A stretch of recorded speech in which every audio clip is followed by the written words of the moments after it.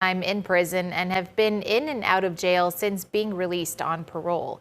Darren Richards is charged with attempted murder, robbery, and illegally possessing a gun. He served prison time for stealing a car and having meth as an inmate. Since being paroled in December of 2024, 8 cases have been filed against him, including driving without a license, assault, and DUI. Loretta Betelyoun is charged with first-degree robbery and being an accessory to Monday's crime. She served time for drugs and was released on parole in June of 2024.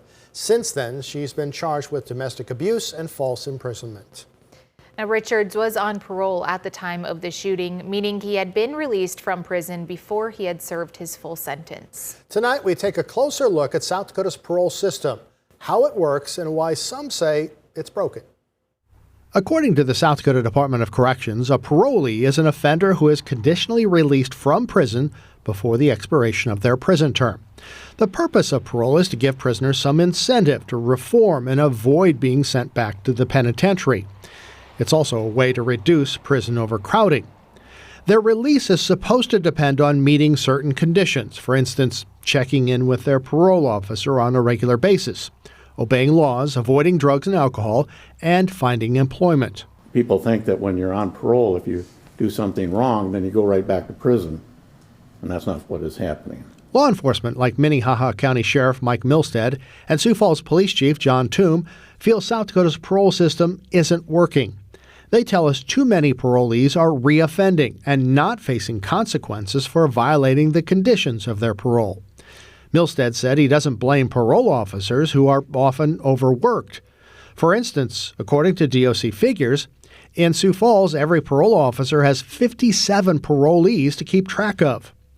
We asked to speak with someone from the Department of Corrections about parole. They instead sent us a statement. A portion of it reads, "The Department of Corrections is required to release qualifying individuals to parole.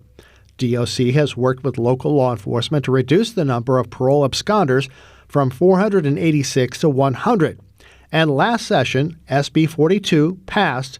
That will take effect July 1st, enhancing criminal penalties for parolees with ingestion." Milstead says those results may be in the hands of state lawmakers. The Prison Reset Group agreed to build a $600 million prison.